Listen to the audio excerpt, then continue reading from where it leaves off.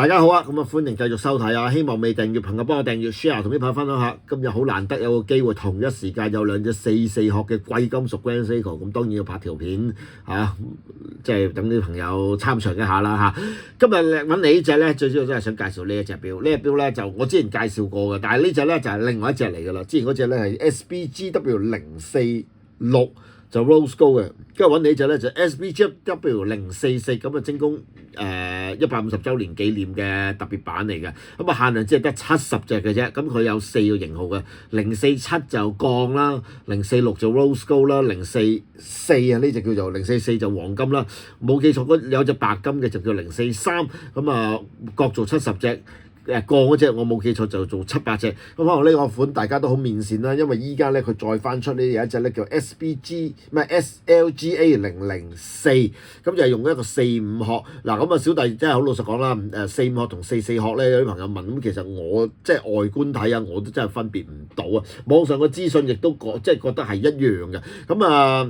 當然啦，新嗰隻咧就45殼嗰隻咧，我冇記錯大1mm 嘅，咁同埋 double logo 啦，同埋嗰隻 high beat 嘅，咁都係手動上鏈嘅大三針錶啦。咁啊44殼最經典就呢4塊板啦，咁啊突咗出嚟啦。咁啊個拋光設計打磨係真係非常之靚，亦都係我覺得係 Grand Seiko 之中比較 signature 嘅款式。即係如果大家朋友如果買 Grand Seiko，但係又唔想買太多嘅，咁44殼我覺得係一個好好嘅選擇。44殼佢都唔係亂咁做嘅，即係鋼嘅有冇44殼咧？其實係梗係當然有啦，但係唔係話真係多得好緊要嘅嚇，即係其他普通嗰啲殼型啊多啲，咁啊當然啦44殼個地位即係等於 PP 做個 Nautilus 嘅殼，咁亦都唔會話出得咁多，或者做個 Royal AP 做個 Royal Oak嘅殼，咁啊佢都係收埋有時啲旗艦又或者靚嘅佢先用呢個殼做嘅。咁小弟啱啱咧亦都入手咗一隻咁嘅錶啦，都拍咗條片嘅，其實都咁遲啲我唔知邊條相先啦。咁呢隻咧就係現行嘅款嚟嘅，叫 SBGA364，難得嘅地方。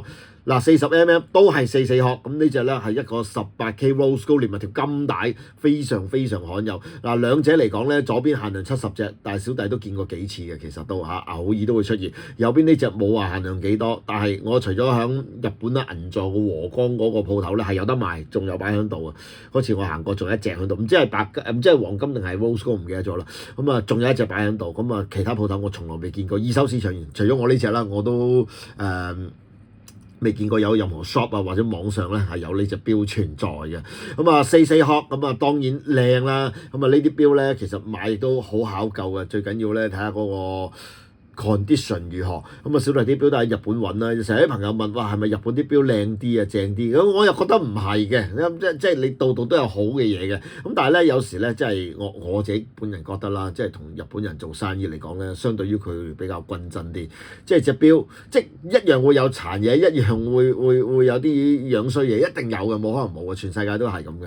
咁但係咧佢哋就老實啲啦，我覺得即係有啲嘢如實話你聽啦。有時即係大家有網購經驗啦，你上網睇咧，如果日本公司咧，喂有時條帶打多個窿啊，或者有時喂個玻璃個 coating 有少少花嗱，其實嗱呢啲又冇啦，冇嗰個藍光 coating 啦。咁有啲錶有個藍光 coating 嘅花咗咧，其實真係好細微嘅，其實都唔出奇嘅。一耐咗隻都會嘅，咁佢都好興，佢都好影埋俾你睇嘅嚇。咁啊，但係即係講少題外話啦，有冇嗰種藍光 coating 咧？coating 好多錶都有啊，但係有冇嗰種藍光咧？其實就一啲嘢啫。其實我冇乜所謂嘅。你買隻勞力士買嘢即刻乜？其實個好大部分牌子都冇嗰層藍光㗎啦。咁我覺得就冇乜所謂嘅嚇。當然唔好花到好恐怖嗰隻啦。咁一嚿咧，尤其是有個牌子叫 Zenith 啊，哇！即係嗰啲甩到咧〜除非你上行換咗佢啫，即係哇隻甩到七彩嘅。如果你揾翻啲舊裝嗰啲嚇，即係除非你買翻去唔喐佢啦，我諗都難啦嚇。咁啊講翻啦。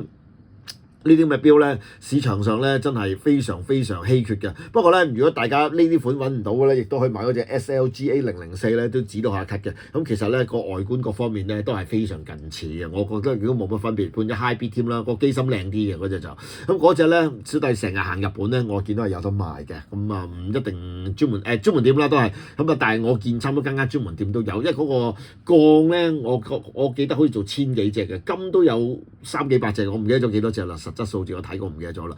咁啊，相對於咧容易入手啲嘅，大家都容易啲買到嘅。咁啊，兩隻錶比較，咁啊真心講啊，44殼係超級正嘅，真係靚到離實大譜啊咁啊呢右邊呢隻咧就 Spin Drive 嘅，左邊呢隻咧就手動嘅3針錶。咁啊買呢啲錶咧都係要講嗰句啦，睇下個 case 靚唔靚啦。哇！即係呢啲原裝骨，你睇下令到好似把刀咁啊！即係呢啲位置，哇！真係見到。真係講真啦，真係見到都唔捨得戴嘅，直情係啊！呢隻亦都係啦，哇！真係呢啲咁有啲朋友講，哇嗱，我自己少少個人心得啦，買啲咩錶咧，即係有時我都會盡量揀啲新淨嘅，我先會攞翻嚟啦。認真，哇！太大 defect 嘅我都唔會要。咁但係咩錶會比較新淨啲咧？我覺得呢啲就係呢類型咁嘅錶咧。嗱咁講啦，小弟都買過好多隻44殼，咁都係翻到嚟係咁就咁，亦都好難遇到嘅。咁但係咧，你話喂會唔會好殘舊啊？打磨到過分 polish 好失真咧？咁我見大部分都係原始狀態嘅。咁點解會咁咧？我覺得買得呢啲錶嘅朋友咧，亦都係一啲資深嘅錶友嚟嘅，唔係話啲初階入門嘅朋友咧。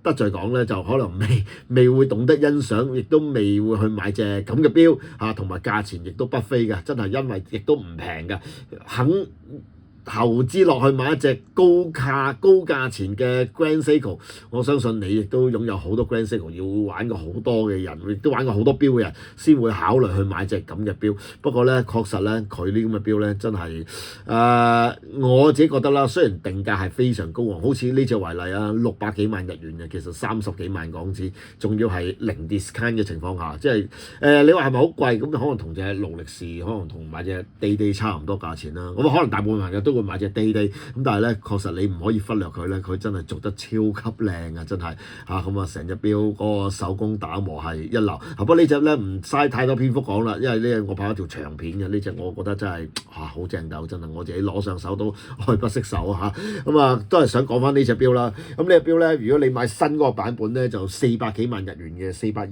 4235000 yen 啊！我查過就係嗰隻叫 SLGA 004，咁啊以1 yen 嚟講啊，升翻啲咧20零萬啦，20零萬，但係 low discount 我都覺得真係要好有愛，要 fans 先至會買嘅，因為呢啲價錢都幾貴。咁呢支有幾錢咧？如果呢啲咧見到咧，咁啊平一半到啦，10零萬啦。三者裏邊咧，其實最少見到咧。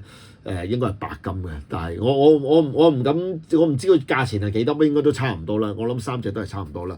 我諗呢啲錶你撞到，我諗都係around嗱，即係我好老土咁講啦，係即係有時其實點解有時唔係好想太透露價錢咧？因為哇，機呢隻嘢係咪10萬蚊啊？下次有冇啊？咁即係你冇話聽咗一次，香港啲朋友好咩嘅，可能全世界都係咁啦。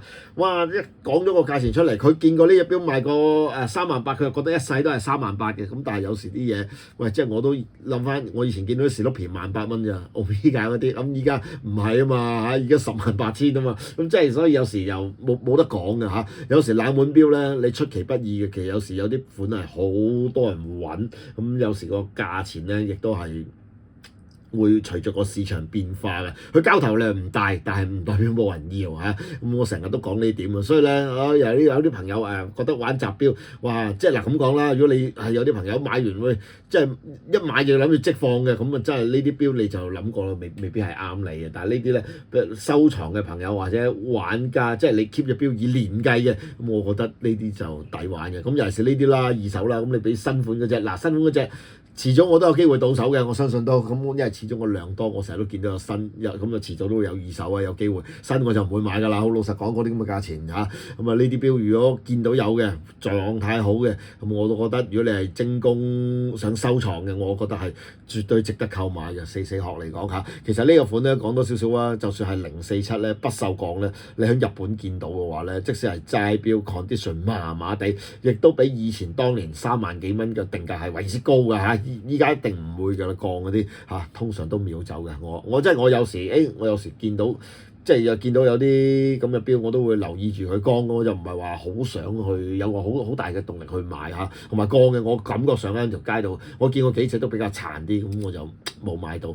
咁可能日用多啲啦，呢啲真係老實講收藏級㗎啦，買嚟嚇。好啦，今日咧就分享呢隻Grand Seiko SBGW 044044又係配翻呢個44殼18K 黃金手動上鏈大3針，多謝大家收睇。